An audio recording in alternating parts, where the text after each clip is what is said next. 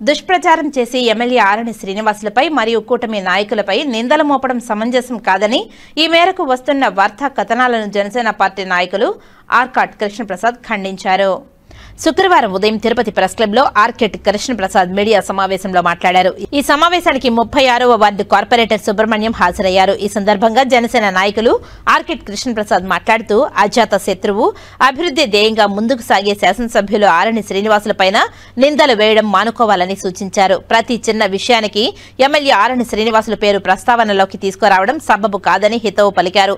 తర్వాత 36వ ward corporator Subrahmanyam మాట్లాడుతూ తాను ఈ వార్డులో గతంలో కౌన్సిలర్ గా పనిచేసినప్పుడు ఈ ప్రభుత్వ స్థలాన్ని కబ్జా కాకుండా తన హయాంలోనే ప్రహరీ నిర్మించామని గుర్తు చేశారు. ఈ స్థలం ఎటువంటి కబ్జాకు గురి కాలేదని, గిట్టని వారు దుష్ప్రచారం చేసి గౌరవ శాసనసభ్యులపై కూటమి నాయకులపై నిందలు మోపడం సమంజసం కాదని పేర్కొన్నారు. బెల్లంకొండ సురేష్ మాట్లాడుతూ మంచికి మారుపేరైన ఆరణిపై నిందలు మోపడం సరికాదని తెలిపారు. ఈ కార్యక్రమంలో జనసేన నాయకులు ఆముదాల వెంకటేష్, జయంతి, చందన తదితరులు పాల్గొన్నారు. ఈరోజు పత్రికల్లో కార్పొరేషన్ స్థలంపై కన్ను అని శీర్షికన వెలువడింది. దానిపైన మా కార్పొరేటర్ అయినటువంటి కుడితి సుబ్రహ్మణ్యం గారు దీనిపై మీకు విశ్లేషణ మీకు ఇస్తారు. దీనిపైన వారు వివరణ క్లుప్తంగా మీకు చెప్తారని ఈ సందర్భంగా తెలియజేసుకుంటూ, అందరికీ నమస్కారాలు. నేను 36వ కార్పొరేటర్ని. నేను ఇంతకుముందు కౌన్సిలర్గా ఉన్నాను.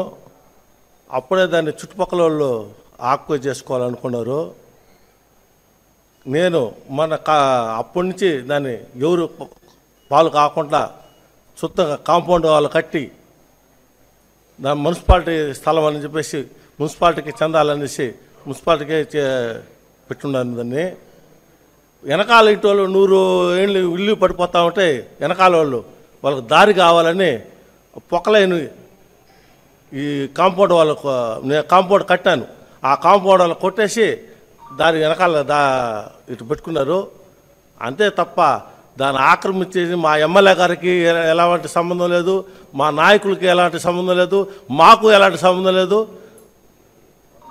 దానికి నిర్ణయిస్తా ఉన్నాను.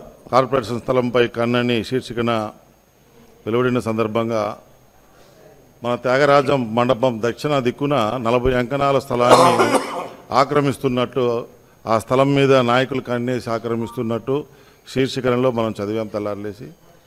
అది ఎమ్మెల్యేకి సంబంధించిన వ్యక్తులు దాన్ని చేస్తున్నారని చెప్పి పేపర్లో రావడం జరిగింది. ఈరోజు ఆ 40 అంకణాల జాగాని మున్సిపాలిటీ వారు ఎప్పుడో దాన్ని కాంపౌండ్ వాళ్ళు కట్టేసి ఇది మున్సిపల్ జాగా అని బోర్డు కూడా పెట్టేశారు. ఈ గత వారం రోజులు 10 రోజులుగా కురుస్తున్న భారీ వర్షాలకు వెనక పక్కనున్న 2-3 ఇల్లులు శిథిలావస్థలో ఉండి కూలిపోతుంటే వాళ్ళని ఖాళీ చేయించి మున్సిపాలిటీ వారు, టౌన్ ప్లానింగ్ వారు ఈ 2 గోడలు కొట్టేసి దాన్ని ఆ ఇల్లుని కొట్టిపిచ్చే సదరం చేసేశారు. దానివల్ల ఆ పనులు జరిగి జేసీబీ అక్కడే పెట్టేసింది. ఆ కూలేదానికి రెడీగా ఉన్న ఇల్లు ఓనర్సు మున్సిపాలిటీ వారు చెప్తేనే వాళ్ళు దీన్ని కొట్టమని యాక్సెప్ట్ చేశారు. దీనికి సచివాలయ సిబ్బంది దగ్గరుండి కొట్టించారు. ఎందుకంటే కూలిపోతుంటే ప్రాణాలకి ప్రాబ్లం కాబట్టి అది దీనికి దారి ఎట్లంటే ఈ జాగాల నుంచి పోతేనే దీనికి ఆ బిల్డింగ్ పోయేదానికి కొట్టేదానికి ఛాన్స్ ఉంది. లేదంటే గాలి వీధి నుంచి ఆ చిన్న సందులో మనిషి పట్టడు ఆ సందులో నుంచి 2 ఇల్లుల్లో దాటుకొని ఈ జాగా వెనకాల పక్క ఉంది. ఎక్కడ మన త్యాగరాజ మండపంకి బ్యాక్ దక్షిణ దిక్కున అంటే అక్కడ టీ స్టాల్ ఉండి దాని బ్యాక్ సైడ్ వస్తుంది.